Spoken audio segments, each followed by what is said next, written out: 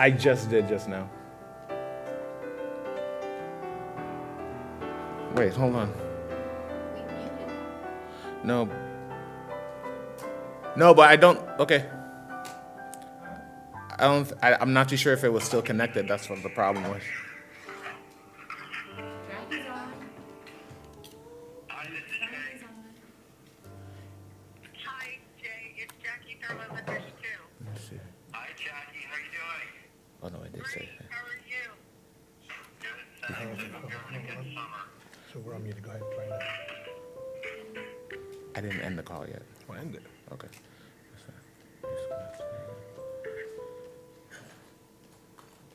Okay.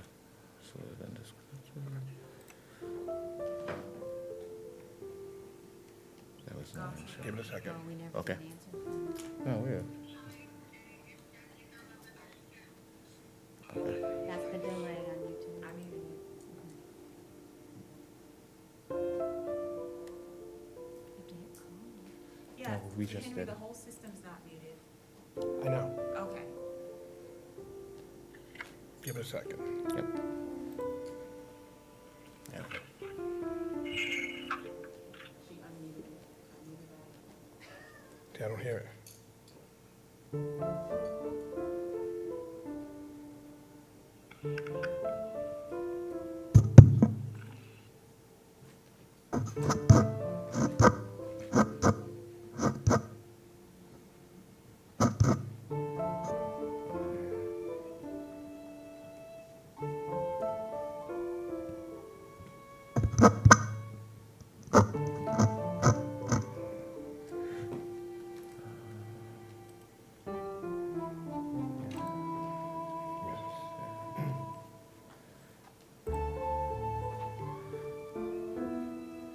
So that's there. That's there.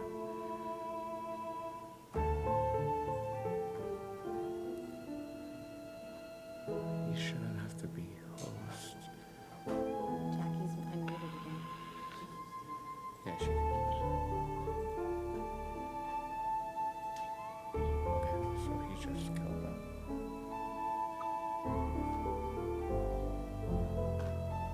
Oh, he's gonna answer your phone.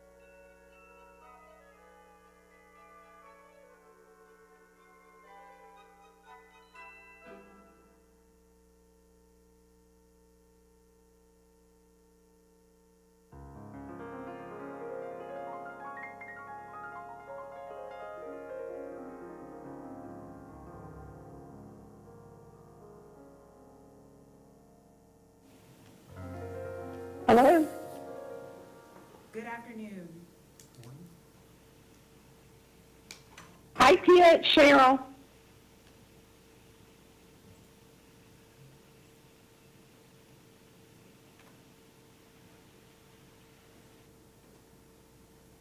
Good afternoon. The South Florida Water Management District Governing Board is pleased to present today's moderated lunch and learn on water law and the district's water supply objectives.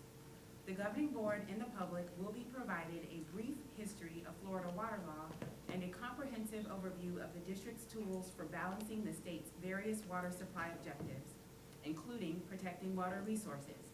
Governing board members and the public are participating remotely. Due to the nature of this lunch and learn, governing board questions and comments will be taken at the completion of the presentation in its entirety. Public comments can be submitted to public comment at sfwmd.gov until 1 p.m. All comments related to today's lunch and learn will be published and available via the district's website after the meeting. Please remember that members of the public are always welcome to provide comments or ask questions through the district's main webpage, sfwmd.gov, via the Ask Us button.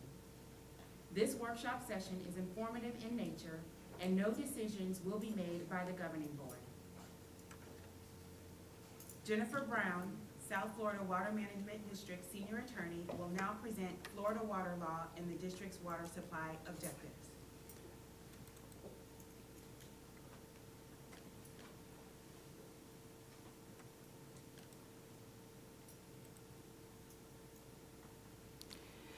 Good morning, everybody. Welcome to today's Lunch and Learn. As Tia mentioned, we'll be doing an overview of Florida water law and South Florida Water Management District's water supply mission. So today we're going to talk about the history of water law and the Eastern and Western doctrines that developed in the United States and how that influenced the creation of Chapter 373 Florida statutes. And then we'll discuss the tools that Chapter 373 lays out for us to achieve our water supply mission. And those tools include water supply planning, water reservation, consumptive use permits, minimum flows and levels, and water shortage. So water rights are state rights.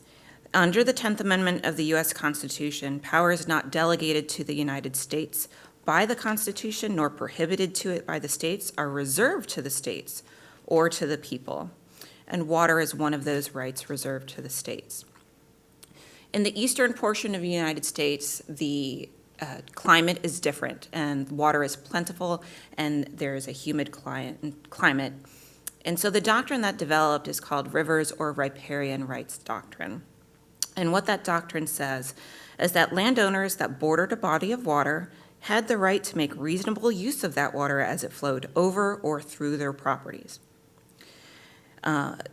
A reasonable use doctrine evolved, and one's use was compared to other uses to determine if it was reasonable. And users had the right to be free from unreasonable uses that harmed their particular use. If there was not enough water to go around, allocation was fixed in proportion to how much of their property fronted the water body. Water rights could be sold or transferred, but only to those people that fronted the water body, and only in quantities associated with the land that fronted the water body. What was reasonable was determined on a case-by-case basis through various court decisions. But it was a flexible system that adapted and changed with society and technology. The West was a different story. With a dry and arid climate, water was extremely limited. And a system called the prior appropriation system developed in the West. Under the Western prior appropriation system, there was a property right to water. It was perpetual with no expiration date. And so one of the phrases that we constantly hear with the prior appropriation is first in time, first in right. So the first user to the water body could take as much water as they wanted, regardless of need, regardless of reasonableness. So water users tended to hoard water in this system. And whoever came next, whoever came later in time, got what was left, if anything was left at all. Eventually, to combat the hoarding that this system encouraged, a beneficial use concept developed, and it did require efficient uses in order to maintain that property right.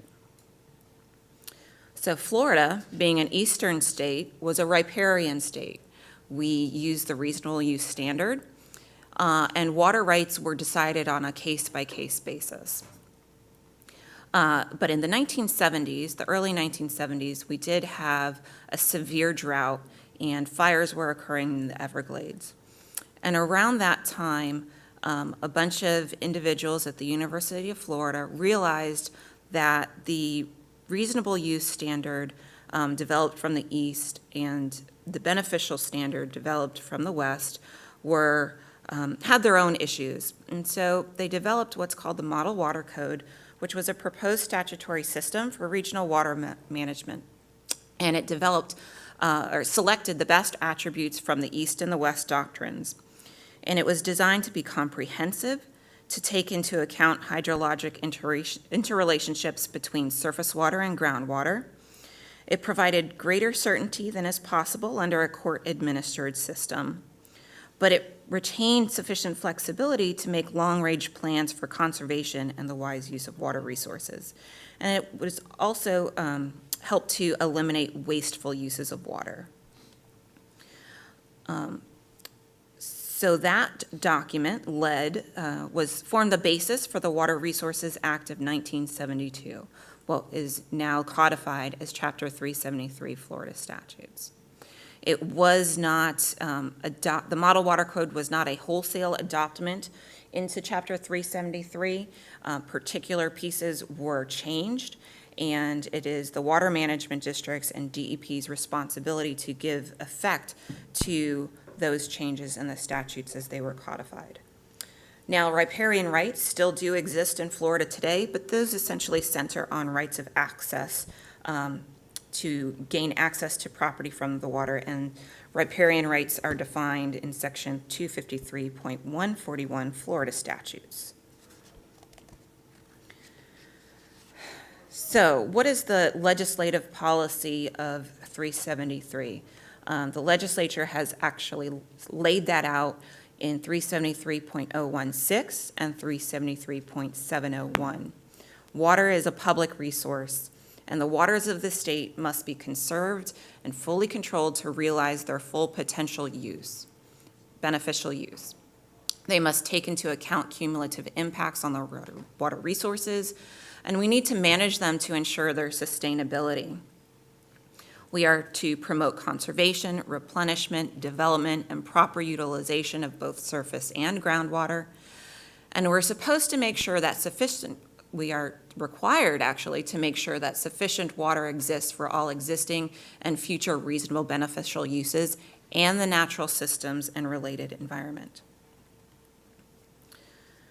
So it starts off with water supply planning. And water supply planning is in Part 7 of Chapter 373.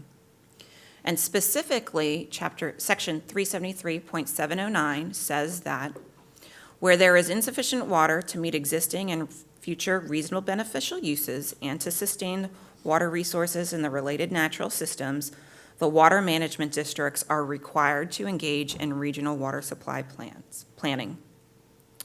Those plannings look out over a 20-year horizon to project the population and the land use and the associated water needs for both businesses, people, and the environment, and to make sure that sufficient water will exist over that 20-year planning horizon so that there is no competition and that those uses are sustainable.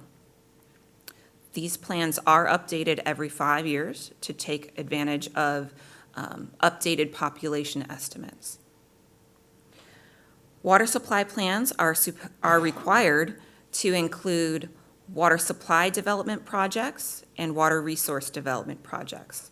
Now, water resource development projects are typically done by the water management districts, and they are done to either determine the characteristics of their water source or to grow the water pie.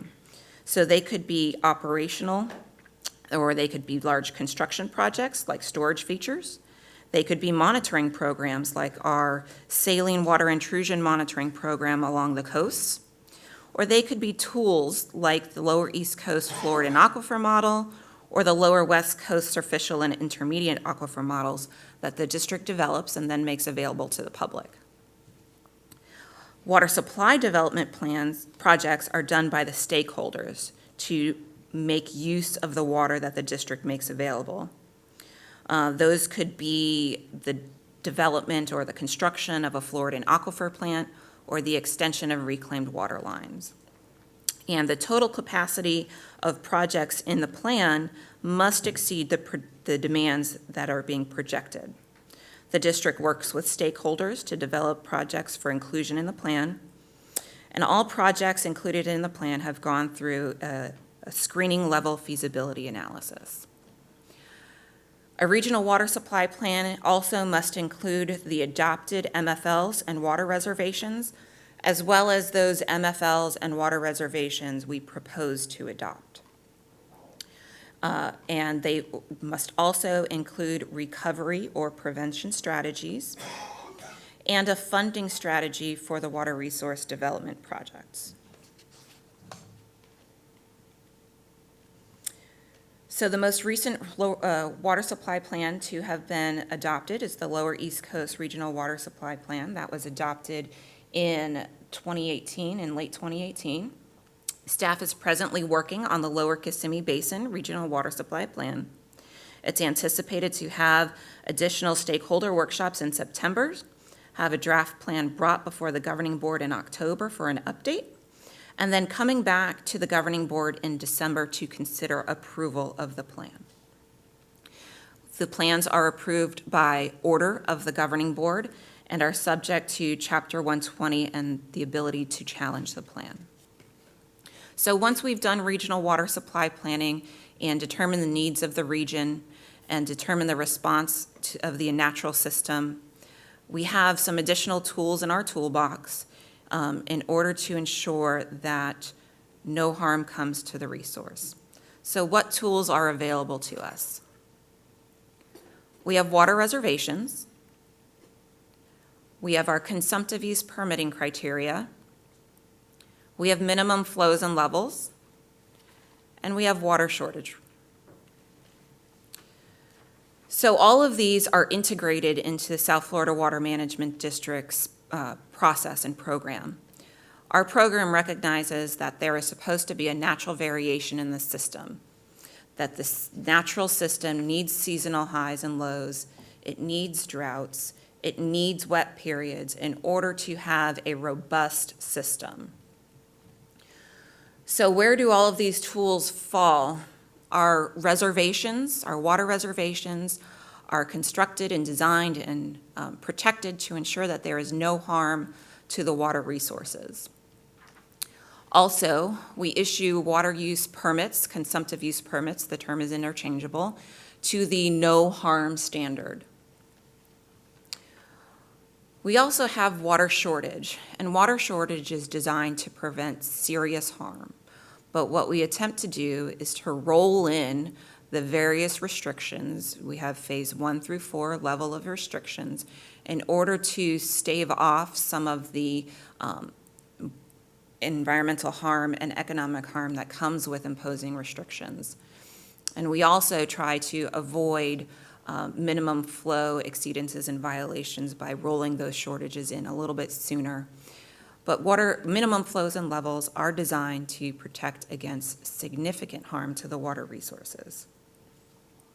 So taking these tools one at a time, we're going to start with water reservations. The authority for water reservations exists at Section 373-223, sub 4 of the Florida statutes. The governing board or the department, by regulation, may reserve from use by permit applicants water in such locations and quantity and for such seasons of the year as in its judgment may be required for the protection of fish and wildlife or public health and safety. The statute goes on to presume that all existing legal uses are protected, provided they are not contrary to the public interest. So a definitive finding of fact is required in order to impact existing legal uses. These water reservations are subject to periodic revision and review in light of changed conditions. The district has implemented water reservations and focused on reserving water for the natural system for SERP projects. But we are also in the process of doing a water reservation for the Kissimmee River, which is a foundation project. Water reservations are case-specific. They vary water body to water body, depending on what performance measure we are trying to protect. And water reservations are required by statute to be included in the annual priority list that the district develops and submits to DEP on an annual basis. So where do we have water reservations in our district? We have them in the North Fork of the St. Lucie River up here in the Upper East Coast. On the Lower East Coast, we have it at Biscayne Bay as part of the Nearshore Central Biscayne Bay. We have it on the West Coast for Picayune Strand and the Fakahatchee Estuary. And we also have a reservation for the C-43 Caloosahatchee River West Basin Storage Reservoir. And as I mentioned earlier, we are also doing a water reservation for the Kissimmee River and floodplain, the headwater revitalization lakes, which are Kissimmee, Cypress, and Hatchnahaw, and the upper chain of lakes.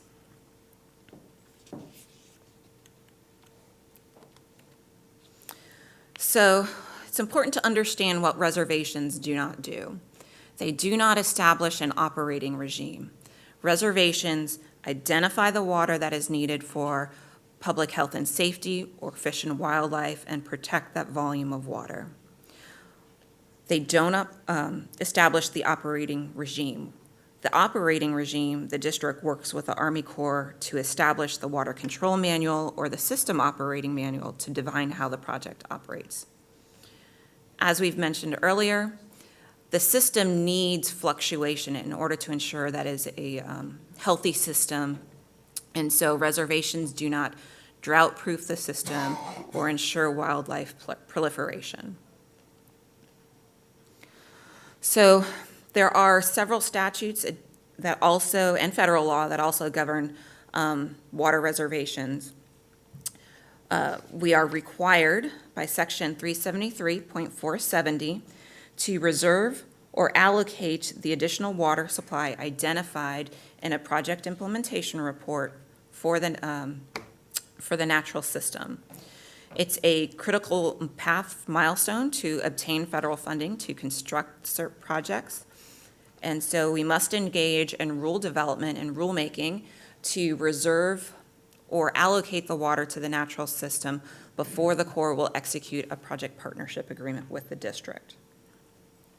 And just to give you an idea of scope of some of these projects, on the picture is the Caloosahatchee West Basin C-43 storage reservoir.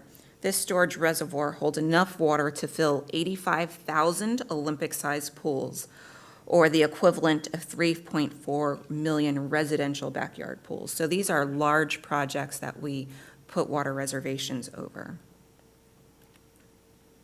Moving on to our consumptive use permitting program.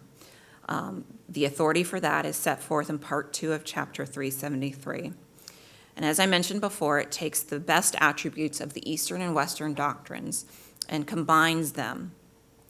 However, under Florida water law, there is no property right to water. It is a public resource. The authority to issue water use permits, consumptive use permits, are preempted to the DEP and to the water management districts. They recognize that local governments or the judicial system should not be responsible for this because you need expertise and broad and regional perspective in order to best protect the water resources. If you would like to use water in the state of Florida, you must have a permit to do that.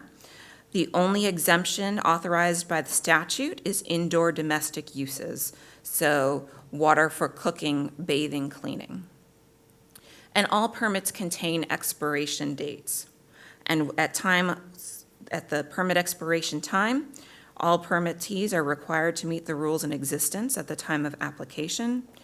And those rules are done through rule development and compliance with Chapter 120. And we make sure that they're formulated based on scientific information, practical experience, input from the governing board and stakeholders. And once we issue those permits, Chapter 120 and due process rights attach. And each of those permits are challengeable by people who are substantially affected, and challenges to water use permits are held in front of the Division of Administrative Hearings. So Section 373-219 says that we shall develop a consumptive use permitting program, issue permits, and we may impose reasonable conditions to ensure that the use is consistent with the district's overall objectives and not harmful to the water resources. Section 373-223, subsection 1, enumerates what's referred to as the three-prong test. It says, to obtain a permit, an applicant must establish that the proposed use is reasonable, beneficial, will not interfere with any presently existing legal uses of water, and is consistent with the public interest. And so in this three-prong test, you see the reasonable use doctrine of the East, the beneficial use doctrine of the West, the interference with existing legal uses of the West, and consistent with the public interest of the East. So how do we determine what is a reasonable beneficial use? Our criteria is adopted in Chapter 40E2 of the Florida Administrative Code, and we also have a document called the Applicant's Handbook for Water Use Permits within the South Florida Water Management District, incorporated by reference into that rule, which lays forth detailed criteria for each applicant to meet. So they must demonstrate a demand for water. They have to show legal control of the property.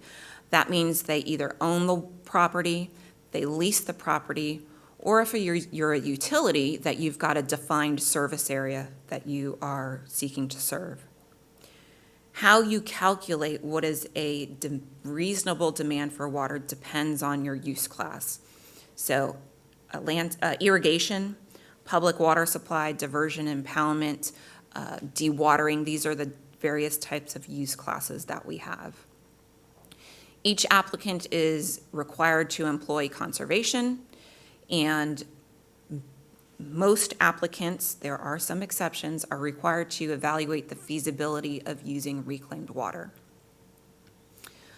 Once we have determined a volume of water that is reasonable, we have to do an impact analysis to determine the potential for harm. So there is modeling criteria in the applicant's handbook that they should model the proposed use, or if there's any monitoring data that's available, and determine what that withdrawal's impact will be on wetlands, lakes, aquifers, the saltwater intrusion line, or if there is going to be upconing of saltier water from the deeper aquifers, whether the withdrawal will induce the movements of pollutants. So for that criteria, the district looks at the DEP database of known pollutant sites, and that database includes landfills, it includes dry cleaners, it includes gas stations and other locations where there's underground storage tanks. And we also make sure to look at whether the withdrawal will impact off-site land uses. Those land uses that need the static pressure of water in the ground in order to be viable. Also, we make sure that the use is suitable to the particular source and that users are using the lowest quality of water available to it. So continuing on determining a reasonable beneficial use, for irrigation, the district only allocates the water that a project needs to meet its needs in addition to rainfall. And so the more severe drought means the more water that you need. And so in determining what volume of water to issue to irrigation users, the district has looked at a 1 in 10 drought event. And so what that means is the drought event that is a 10% likelihood of happening in any given year. And so if you look at the pie chart, this is all the water that exists in the environment. And the consumptive use permitting program, again, makes sure to not harm the water resources. And so harm would not occur, and the environment would be protected by the green volume of water. And so determining what drought event to permit to, we could do a drought event for a 1 in 50 year drought event. That means large chunks of water are locked up by very few users. But the legislative policy was aimed at full utilization of the resource and ensuring that there was water for existing and future reasonable beneficial uses. And so you could do a different drought event that puts more users onto the system, such as a 1 in 5 drought event. But that means those users are likely to experience water shortage and therefore cutbacks more frequently. And that puts a lot of investment at risk and the environment at risk more frequently. So what the district has done is to marry up the regional water supply planning requirements of Chapter 373.709 with its consumptive use permitting rules and issue permits to that 1 in 10 drought level event. Now, again, this is a 1 in 10 drought level event. On a daily basis, on a monthly basis, you do not expect users to withdraw this volume of water. You actually expect them to withdraw less, but they are protected up to that 1 in 10 drought event. So the next prong of the three-prong test is that the withdrawal may not interfere with a presently existing legal use. A presently existing legal use is defined as somebody with a permit. And interference is defined in our applicant's handbook that I mentioned earlier as the inability to withdraw water consistent with the permit, such that that remedial measures must be taken by the applicant to address the interference. A change in water quality, and that is the state primary drinking water quality standards, to the extent that water cannot be used for its authorized purpose. So that could be changing the chloride level in the in the withdrawal source, such that it's too salty for for grass to tolerate. And finally, it's the inability to meet demands without exceeding the permitted allocation.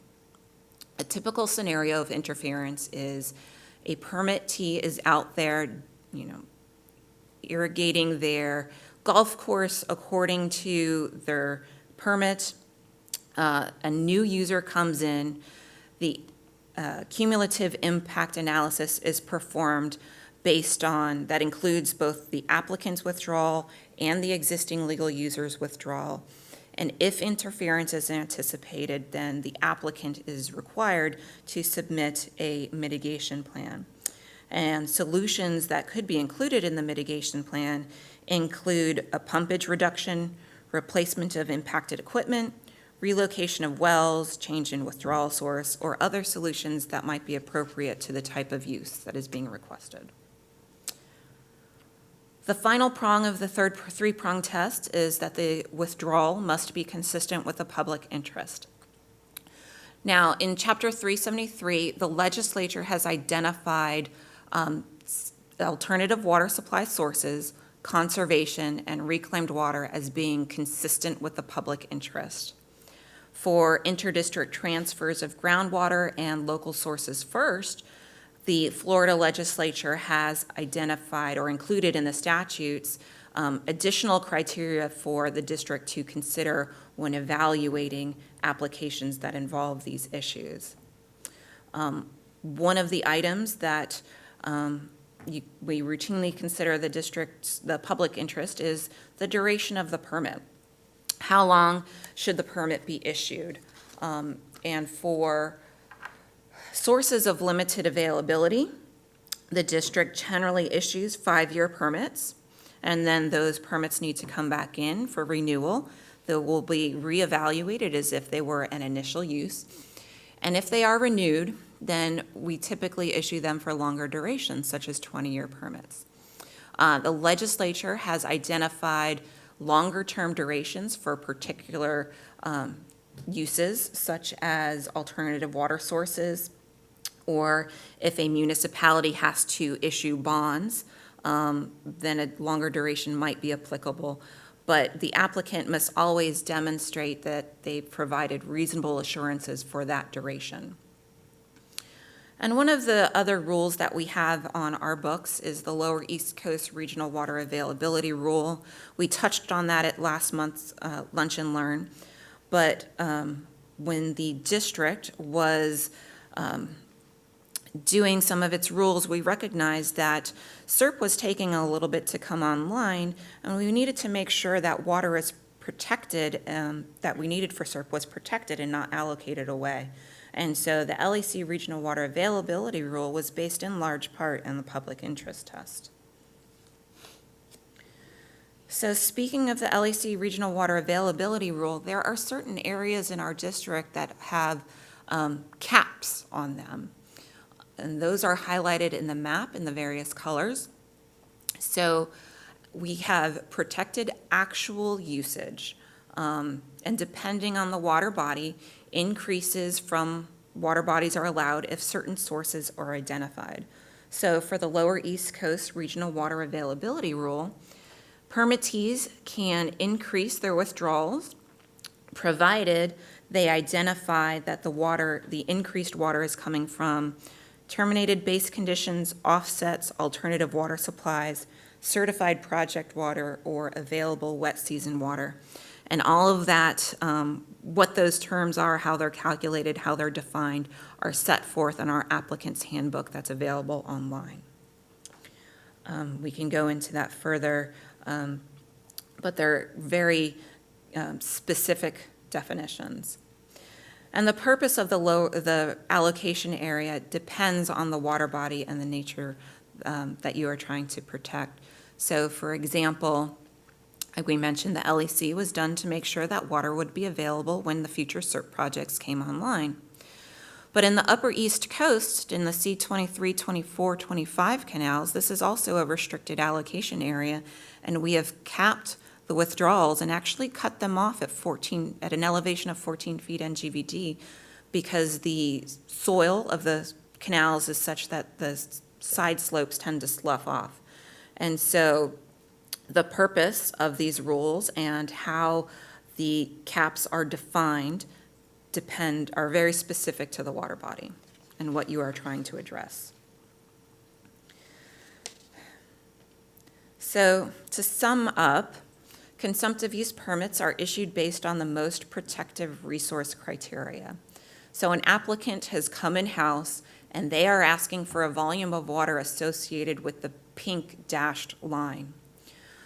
We look at our rules in 40E2, we look at the applicant's handbook, we make sure that the withdrawal complies with the criteria. And so in this instance, the applicant could demonstrate that they were not harming the wetlands and could seek the entire volume of water. For the restricted allocation area, they couldn't meet the criteria of what they were asking for. They could only demonstrate compliance with a volume of something less. But in this permitting scenario, we would issue a volume of water based on the saline water intrusion criteria, because that is the most restrictive criteria.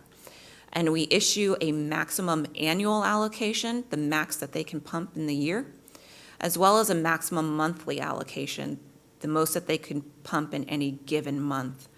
But they can't pump that max month volume every month, or else they exceed their annual allocation. And that max month allocation is normally associated with the driest month of the year of the particular crop that they are growing. And that could be grass. It could be a peaking month for a public water supply utility. So moving on to our next tool in the toolbox, it's minimum flows and levels. And the authority for minimum flows and levels is set forth in section 373.042 and 373.0421 Florida statutes. And a minimum flow or a minimum level is the point at which withdrawals are significantly harmful to the water resources or the ecology of the area. So minimum flows are normally associated with springs, with rivers. Minimum levels could be associated with a surface water body like a lake or an aquifer.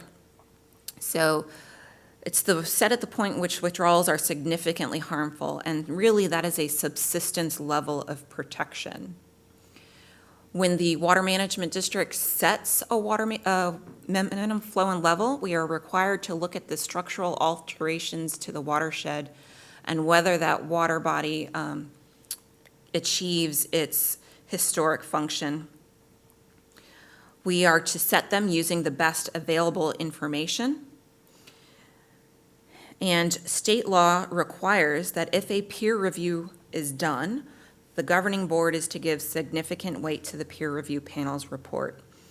And if the minimum flow is challenged under Chapter 120, then the administrative law judge is also supposed to give weight to the peer review panel reports. So an MFL is specific to each water body. It's set to a specific water resource function and a recovery period, and those functions and recovery periods are defined in a technical support document that we do make available and post for the public to review. And we establish minimum flows and levels for significant ecological systems within our district. So if you're doing a number comparison between water management districts, we don't have as many as St. John's or Southwest, but the acreage that our MFLs cover is significantly higher than the other water management districts. So these are where we have MFLs in our jurisdiction. We have MFL prevention water bodies and MFL recovery water bodies. These rules are adopted in Chapter 40E8, and the recovery and the prevention strategies are set forth in the regional water supply document that is applicable to that area. And if there is a regulatory component to the recovery or prevention strategy, those are incorporated into our rules at Chapter 40E2 and our applicant's handbook. So we do try to make sure that all of these programs and all of these tools are implemented in a comprehensive manner and that they relate back and forth between the different tools. So what is an MFL prevention water body versus a recovery water body? If a water body is above the MFL at the time that it's set, a prevention strategy is developed. If the MFL is at or projected to be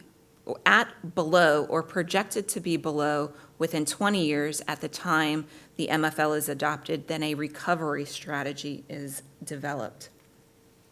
The statute requires a recovery and prevention strategy to include a phased-in approach or a timetable which will allow for the provision of sufficient water supplies for all existing and projected reasonable beneficial uses and the environment.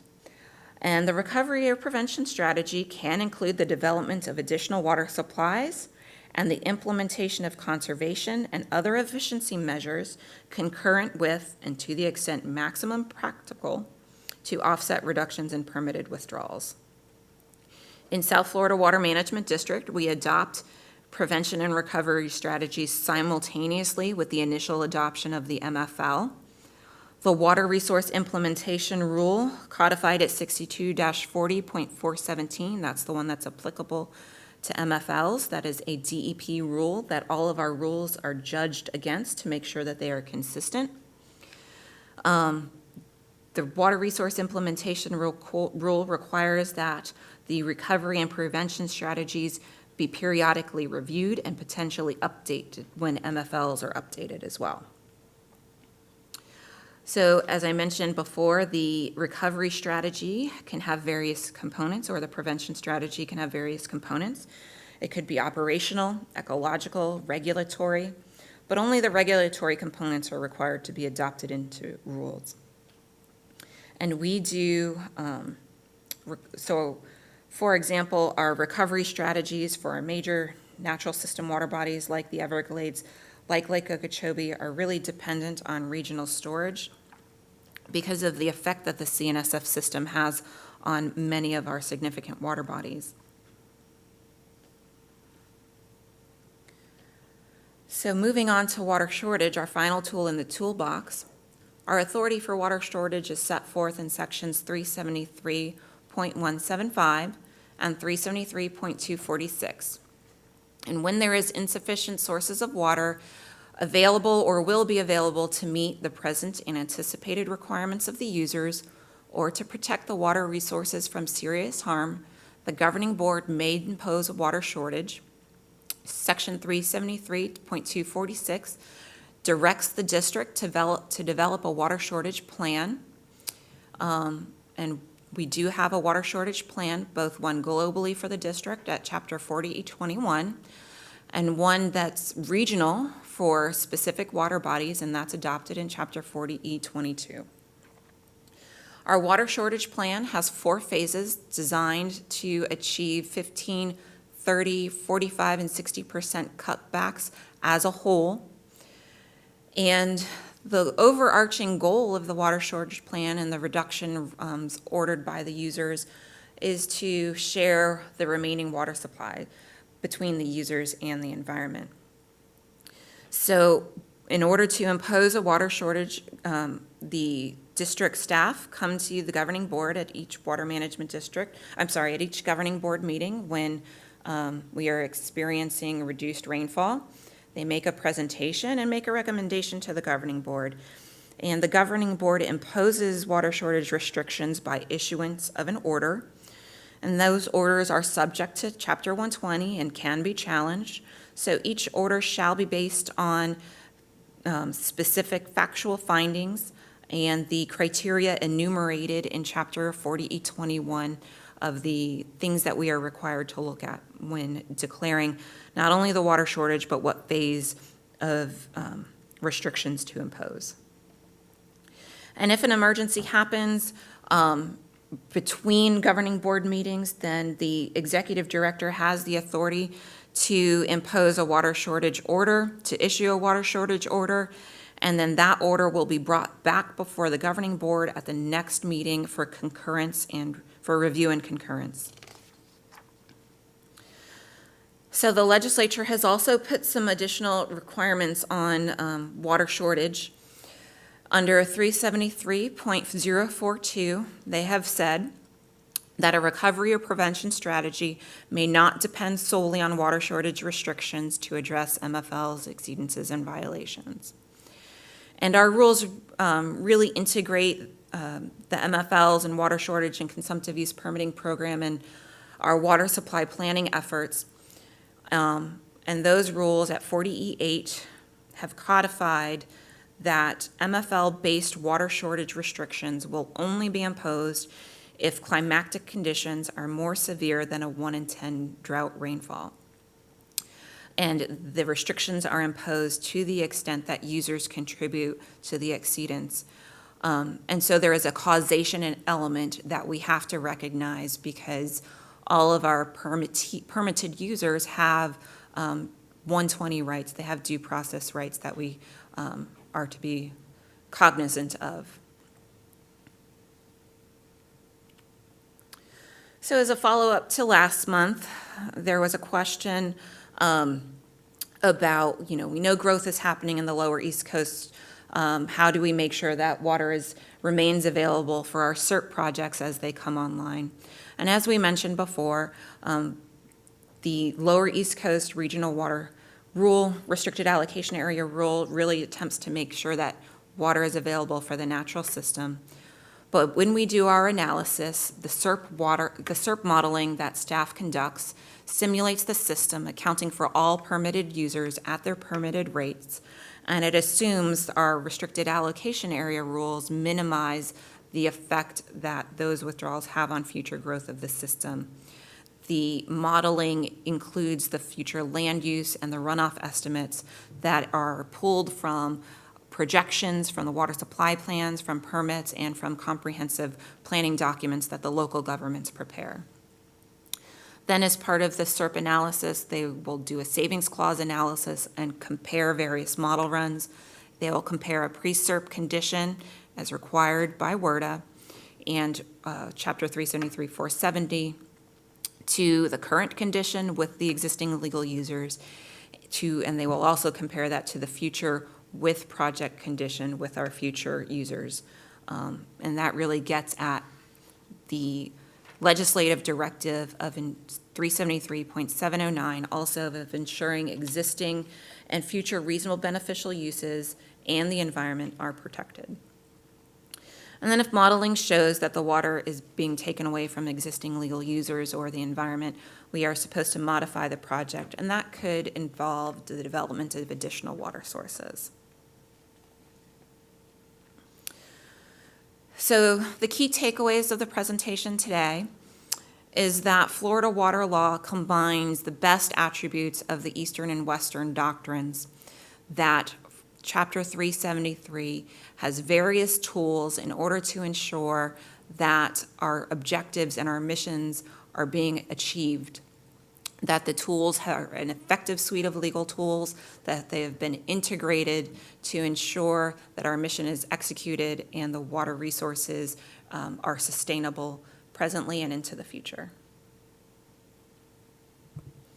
So to wrap up, we've talked about the history of water law in the United States and the two different doctrines that developed in the East versus the West, the reasonable use doctrine versus the prior appropriation doctrine, and how that led to the crafting of Chapter 373 Florida statutes, and the tools in our toolbox to achieve our mission, which is water supply planning, water reservations, the consumptive use permitting program, the minimum flows and levels program, and water shortage. Thank you, Ms. Brown. I'd like to reiterate that public comments can be submitted to publiccomment@sfwmd.gov until 1 p.m. All comments related to today's Lunch and Learn will be published and available via the district's website after the meeting. Please also remember that the public can reach us at any time through our main website at sfwmd.gov through our Ask Us button. At this time, I'd like to open discussion and questions from the members of the South Florida Water Management District Governing Board. I ask that you all just introduce yourself as you begin making your comments so that we can recognize who you are.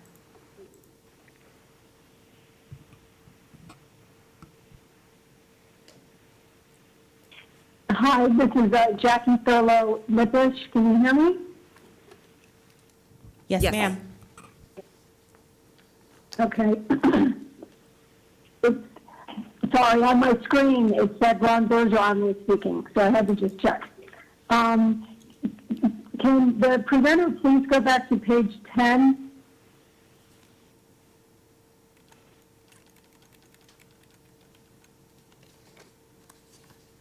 And what's the slide that you're looking at, Ms. Lippish? Oh, Number 10? okay. The existing reservation water bodies within our district? Yes, thank you very much. Ms. Brown, that was a great presentation, a lot. Thank you very much. I was curious if you could explain why the North Fork of the St. Lucie River has an existing reservation. What's the reason for that? And if it had anything to do with 10 Mile Creek, the project with the Army Corps, and that didn't go quite as hoped, and then taken over by the district, or what's the reason? Because usually for the St. Lucie River, we want no water. You know, we're not making a reservation because we're flowing over. So this is in connection with a CERT project, and one of the critical path milestones in order to do the project is to have the reservation or the water reserved for the project before a partnership agreement can be executed. And so that's why that one was done. And when the project gets constructed, we will go back and review the project and make sure that the volume sufficiently is achieving the project. Which project are you referring to, please? I would have to go back and Indian River Lagoon South. Okay. Well, that's great to know. Thank you. And I was hoping too, if you knew, do you happen to know what the years are for each of these? The year that each of these were adopted are actually in our Chapter 40E10. I can go back and look at the date implemented in the rule and provide it to you. Okay, and all of these are based on projects? Yes. Okay, so it's not really based on need, so to speak. It's based on projects. For instance, Florida Bay certainly could use some more water, but they don't have any reservation because there's no project down there. Is that how it works? The water management, this district has focused on doing water reservations in connection with SERP projects. Okay. Thank you so much. Very good. I appreciate it. Hi, it's Jennifer, this Jay. is... Oh, I'm... Go ahead. Go ahead. It's Jay Steinley calling in. Thank you, Paula. That was interesting and helpful. And I think I have a question related, since I jumped in here, related to what you were just talking about. So I'm looking at page 10 and page 22. So with these water bodies that have reservations, what's a scenario where the MFL would be breached? I mean, I think on page 24 you addressed that in a 1 in 10 drought. I expect that means when we're at that 1 in 10 level, then the water supply to maintain MFL might be diminished. Is that accurate? Or are there other scenarios too where not reaching the MFLs for these water bodies that have reservations occurs? And I guess related, are there more protections for the recovery bodies than for the prevention bodies?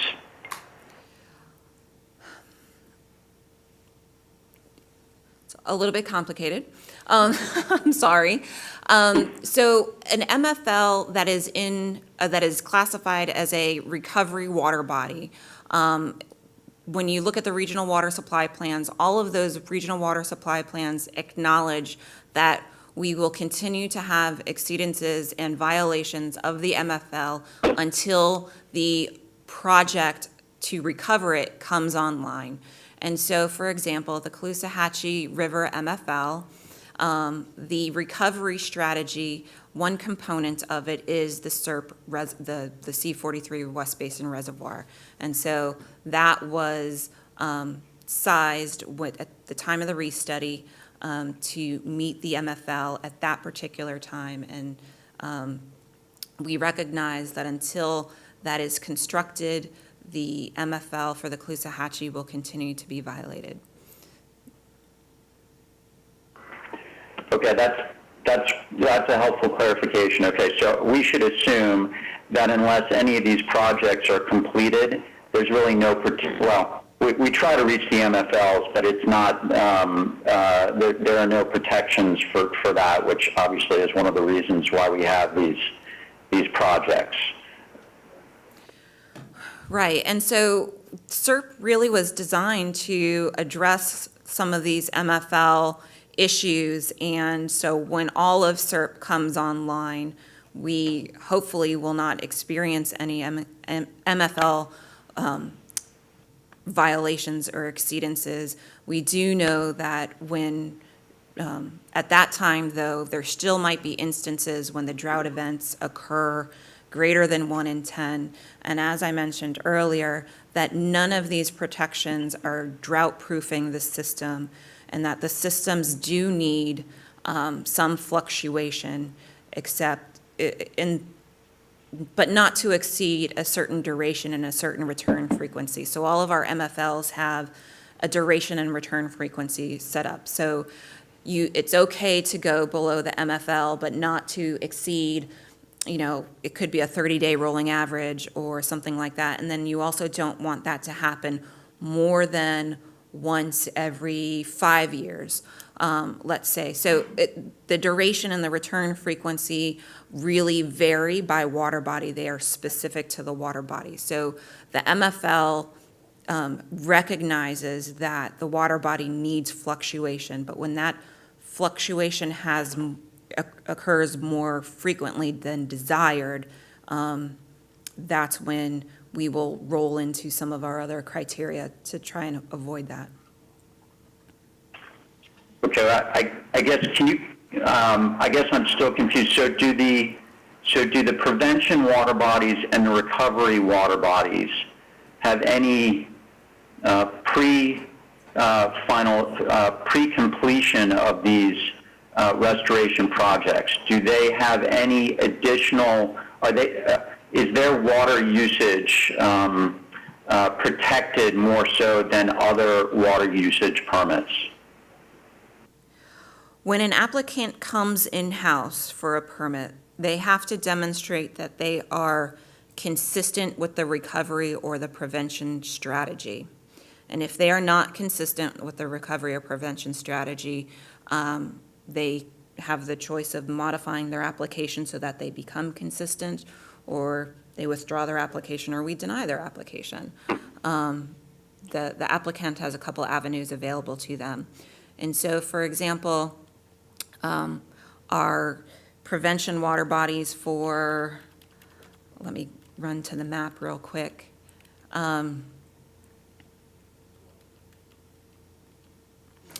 So let's take the lower West Coast aquifers, for example. These are prevention water bodies. We are not projecting to hit the MFL within our 20-year planning horizon. And our prevention strategy that we've adopted, say, when a withdrawal comes in-house, you may have, your withdrawal may not reach the maximum developable limit. We've set a higher limit in the aquifer that the withdrawals can't exceed, so that we ensure that we won't hit the MFL level that's for that aquifer. And so that's a regulatory tool that we have adopted for that particular water body. And the tools that we have to ensure that we recover to the MFL or we never hit the MFL will vary by resource, depending on what is causing the MFL to be violated. Okay, thank you. Jennifer, this is Cheryl Meads, and I hope you can stick with me as I try to form this question. And basically, I'm going to take you to slide number 9, bullet number 2, existing legal uses protected unless contrary to the public interest. So what I understand that you've told us is that state law, the states control the water resource. So the Everglades Protection Act, the Everglades Forever Act, and ultimately SERP was when the state really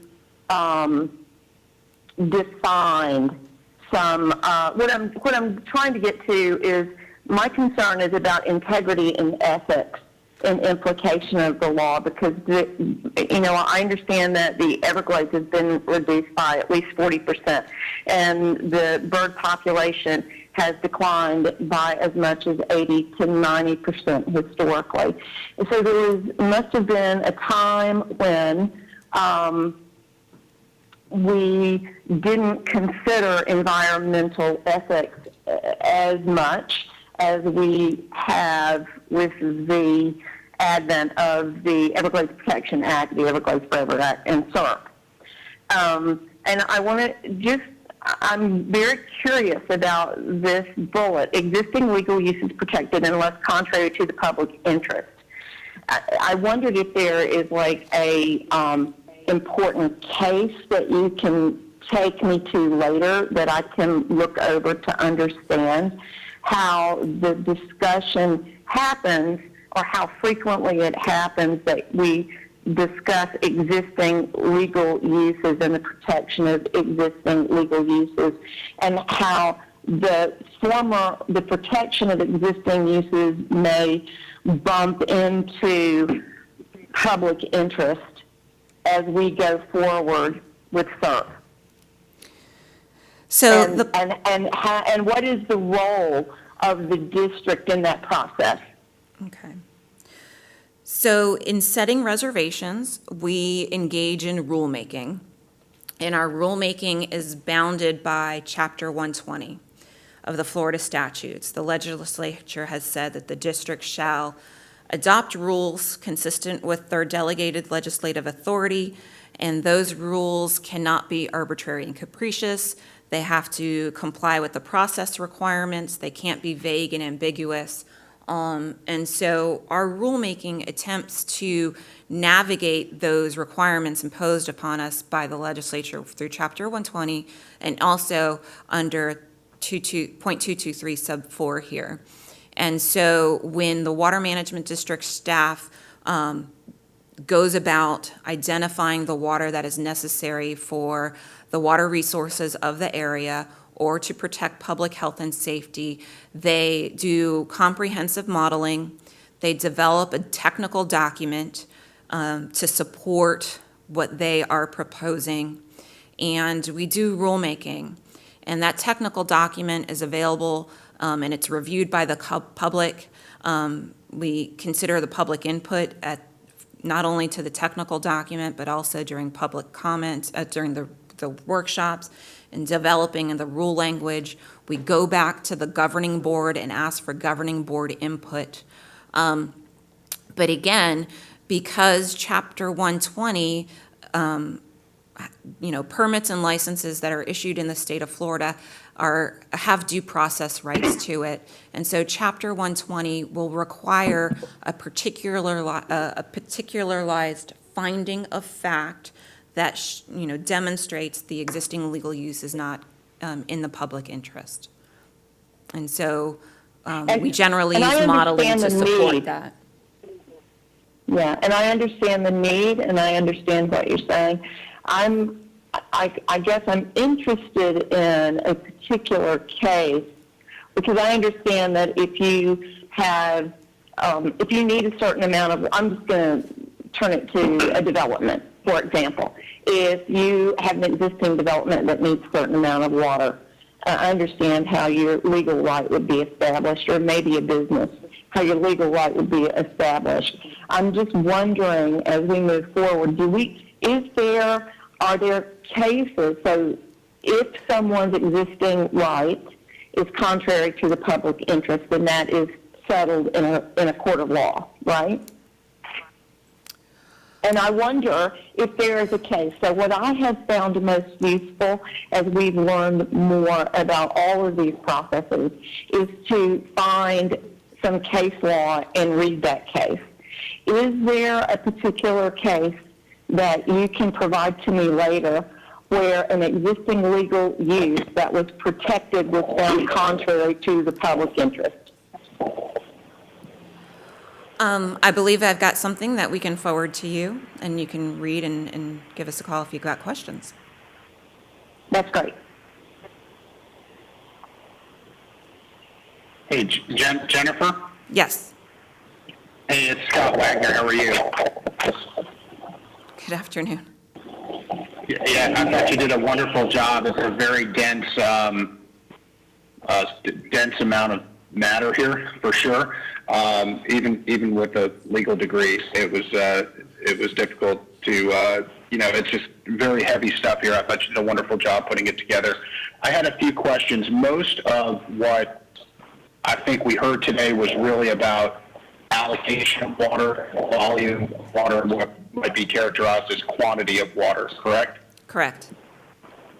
Okay, and so it seemed to me that the gateway between the user and their ability to take water are through these consumptive use permits. Yes, that the only way that a user can legally withdraw water in the state of Florida is to have a water use permit issued by the district. Okay, and so the question I had was, it seemed to me that once, I'm sorry, somebody's got some background stuff going on there. I guess the question I had was, once somebody obtains a consumptive use permit and they become at that point an existing user. Is that right? Correct. And then do they fall into, it seems like they would then fall into kind of a protected category of people for which you have to give a lot of deference to. Once they have the permit, they get a lot of deference under the law subsequent to that.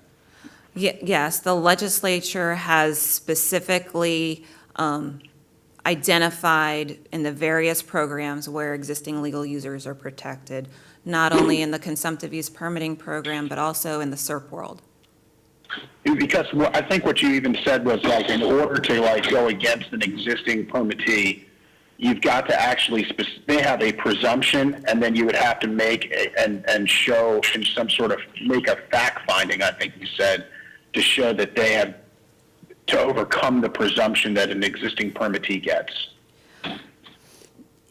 Depending on what topic we are under. So for water reservations for MFLs, yes, there needs to be a particular finding. And, you know, as we've mentioned before, the CNSF system is really this overwhelming force in our district, and a lot of our issues for reservations, MFLs shortage stem from the influence of that system. But for the consumptive use permitting program, once an applicant demonstrates that they comply with all of the requirements and we issue a permit for that certain duration, then they are entitled to protection from other applicants coming in-house. And we do have detailed criteria as to what the subsequent applicant must demonstrate through modeling, and if interference is anticipated by the modeling or the monitoring, then they are required to submit a mitigation plan. Okay, so we're really performing a very important gatekeeping function at the front end prior to issuing a consumptive use permit to a prospective user. Correct. Okay.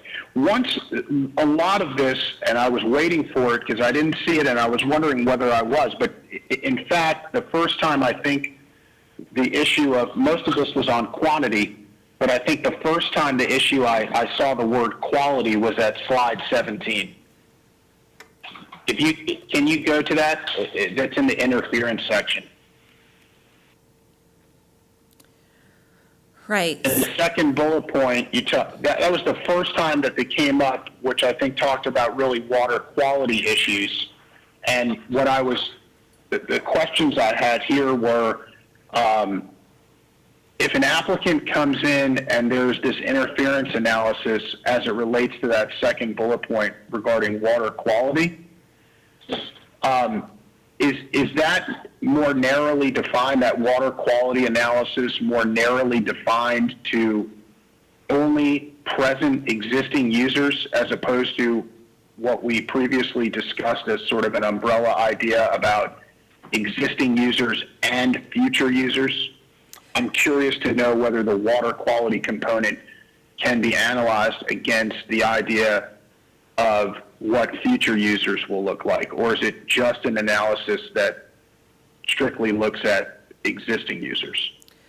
The analysis for a consumptive use permit is what impact that withdrawal will have on the users presently in the system and the environment as it presently stands in the system. And so we do look at water quality very narrowly within the consumptive use permitting program. And the water quality that we are talking about with respect to interference is whether that user will still be able to use that water in the manner that they've been using it for the purpose that they've been using it. So for example, you've got an HOA with a permit, and they are withdrawing water from the Floridan aquifer to irrigate their common areas and landscaping in the HOA. They are that HOA pulls water from the ground or the surface water body and generally just sends it through their irrigation system for treatment. And so what you're trying to protect there is to make sure that a subsequent user doesn't come along and change the water quality such that now when the HOA puts it through their irrigation system, their grass and their shrubbery isn't going to die because now that subsequent user has potentially raised the chloride standards from the Floridan aquifer. So grass, Okay. there's various types of grass. Some are more salt tolerant than others, but that's the type of analysis that we're looking at here. Also, you could Okay. have, okay.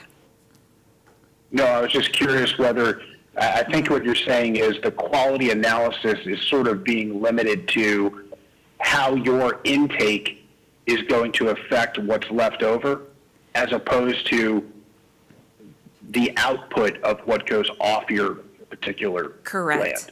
And Okay. the duration, they're looking for what that quality in the source water is going to be as a result of that withdrawal for the duration that the permit is being requested for.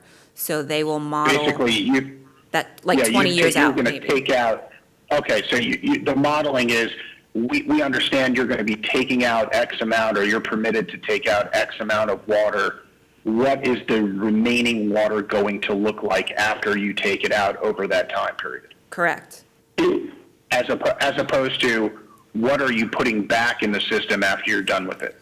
Correct. The consumptive use permitting program focuses on the withdrawal, not on potentially the discharges from the property. That's the ERP program, that's the Works of the District program. Okay.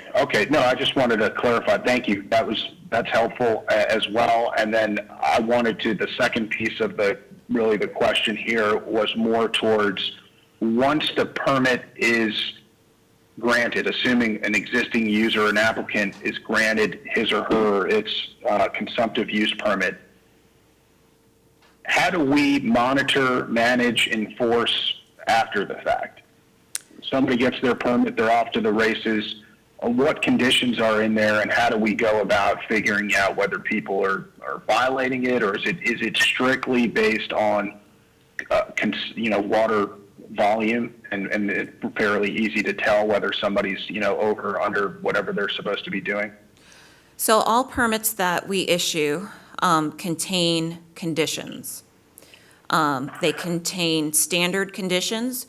You shall not cause harm to the water resources. You shall not have adverse impacts on wetlands. They all contain standard conditions that do not vary from permit to permit. And then they also contain project-specific conditions. The allocation is actually a condition. If you are withdrawing from a salty source, more often than not, we require a chloride monitoring program to be imposed. And the applicant is also required to report back to the district, usually monthly values on a semi-annually basis, of varying topics such as an annual crop rotation form, pumpage, chloride monitoring. If there was a concern about potential wetlands impacts, then we will have water level monitoring, possibly hydrobiologic, vegetative monitoring. And then our compliance and enforcement staff reviews all of these documents. And if issues are raised in any of the submittals, we work with the applicant to try and gain compliance. Okay. There was, just a quick follow-up, there was an issue regarding when we had, an issue had been raised regarding a potential, I don't know if it was a consumptive use permit or otherwise, where persons or a particular property owner was taking or rerouting or using water. It was being alleged they were using water that they were not entitled to, that was supposed to go somewhere else. This happened apparently north of the lake. how do we, what is our enforcement mechanism? Like, assuming somebody is taking water that doesn't belong to them or taking too much water that they're not supposed to do, what is our enforcement mechanism? Like, once we hear about that, what are the next stages, and how does that go? And ultimately, can we revoke a consumptive use permit? So we do have a Compliance and Enforcement Bureau, and once they are informed of an issue that's, maybe it's not something that was part of a compliance report that came in, they do take calls from stakeholders that they will investigate as required by Section 403.412 of the Florida statutes. Also, there is a surveillance program that the Water Management District will go out on its own and survey its permittees, and if issues are identified, they'll be brought back to compliance and enforcement, and potential, and will address what actions might need to be taken. But as for, modification and revocation, the legislature has set out very specific requirements that pertain to both of those issues that the Water Management District has to comply with.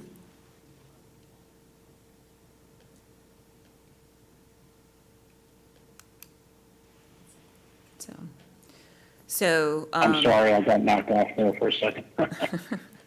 So My apologies. it's the compliance group and/or the enforcement group will try to work with the applicant to gain compliance and ensure compliance through the rest of the duration, or make them compliant with if they're using water without a permit, then bring them in-house to true them up and make them consistent. And so we do have authority under 373.119 Florida statutes to take enforcement. We do consent orders, we do settlement agreements, we do DOA litigation, and we do circuit court litigation to address the issues. Can we just revoke the license before having to go to court over it? I mean, I assume it would end up in court, but can you say to somebody, you have not listened, we've gone to you, we've tried to work it out, you're not doing what we believe you're supposed to be doing, therefore we revoke the license? You would have to comply with Chapter 120 and Section 373.243 of the Florida statutes. That particular statute says the governing board or department may revoke a permit as follows: for any material false statement in the application to continue, initiate, or modify a use, or for any material false statement in a report, for willful violation of the conditions of the permit, for violation of any provision of Chapter 343, or for non-use for a period of up to 2 years.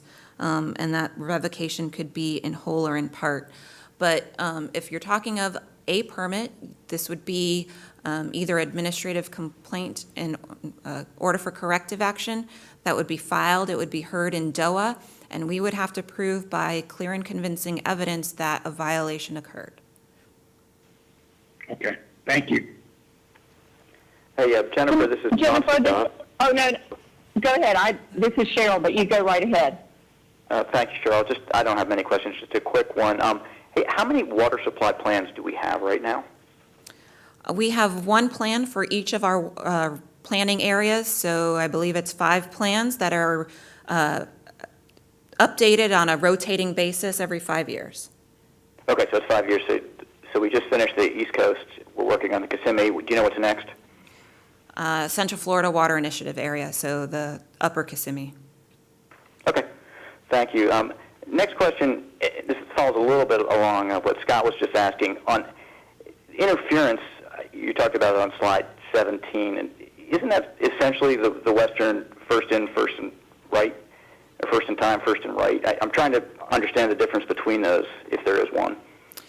Yes, so existing permitted users are protected against subsequent users coming in later and interfering with their use that they have made an investment in, and that they need a certain volume in order to conduct their business. Okay, or and can you exist. comment on the timing of that? You had said an initial permit is, I think, a 5-year, but then you said something about the legislature moving that to 20 years. I'm sort of wondering so once you have a permit, how long do you have that right? So we issue each permit for duration for the length of time that you can provide reasonable assurances. And so, if you could only provide reasonable assurances for 7 years, then that's what you get. You get a 7-year permit, which might be true for somebody with a lease.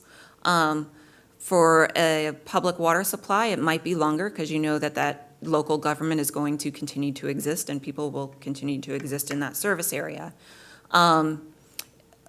The protection, when a permit is renewed or modified, the district treats it as an initial use. And so you do have to prove compliance or that you meet the conditions for issuance, just like an initial permit would. But for the existing legal user volume, that is a continuum, a timeline of protection. And so let's say you're a public water supply, you start out with a certain volume, and you grow into it, you come in to renew 20 years later, that initial volume is protected, and you have to, your next increment has a different place in line of protection. So those people who came in during the interim of your issuance and your renewal or your modification will become protected. It's a rolling continuum of protection, essentially, for that particular criteria. Yeah, thanks. That's all I've got. I appreciate that. That was helpful. And this is Cheryl. I just wanted to make a quick statement. I don't have a question, but I just don't want to, see in the news tomorrow that I'm suggesting that we should take away people's water rights.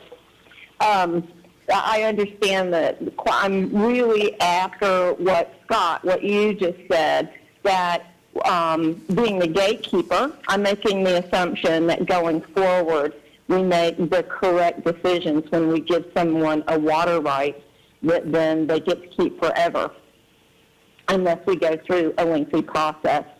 I have seen case law on quality of water, and I'm just interested on what case law looks like when it comes to quantity of water. So just a clarification, I'm not proposing that the district start taking away people's water rights. I just don't want to be misunderstood.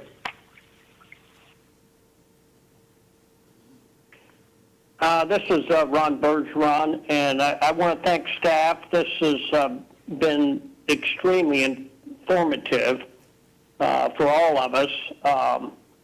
I think basically this kind of shows why Everglades restoration is so important, with the quantity and the quality and the timing and distribution. I'm going to try to back into something here since we've drained 40-50% of the Everglades over time, and obviously our system has been impacted by quantities of water in some areas greater than natural, and unnatural discharges and volumes going out our rivers, which are affecting the environment and our estuaries, and lack of water in Florida Bay. So as we continue to go forward with Everglades restoration, building reservoirs to store the water that laid on the 40 or 50% of the Everglades that was drained for water supply, and through modified water delivery, have the natural volumes of water that are set aside water for protection of the fish and wildlife and for the public's health and safety. This really proves a point on how important Everglades restoration is. My question is that as we build the additional reservoirs to store the water, the surplus water, for the benefit of people and water supply. As we continue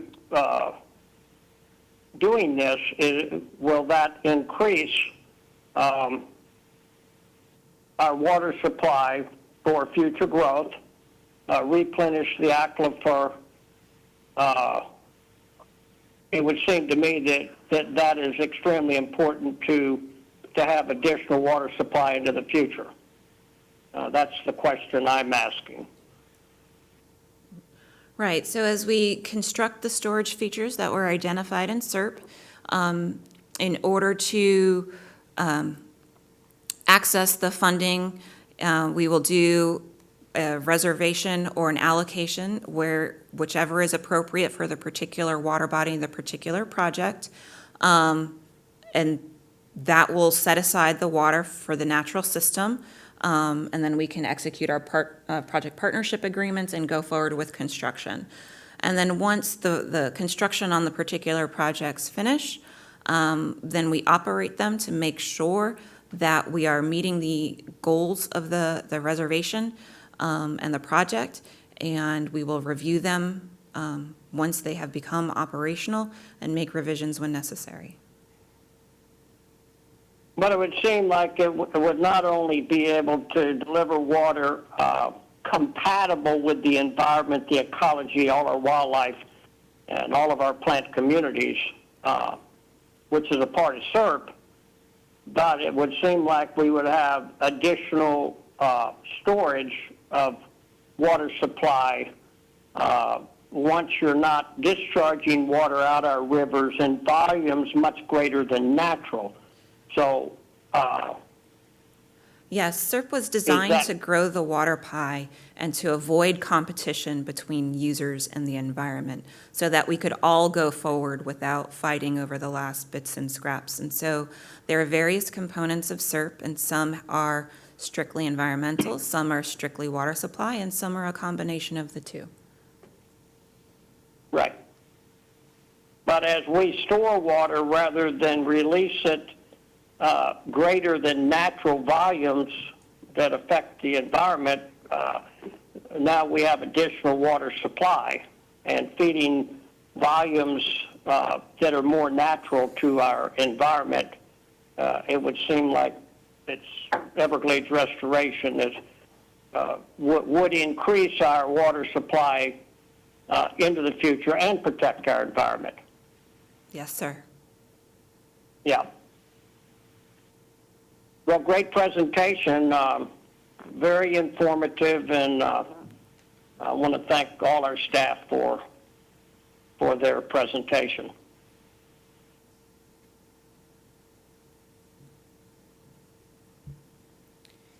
Well, with no more governing board member questions or comments, I want to thank everyone for joining us today.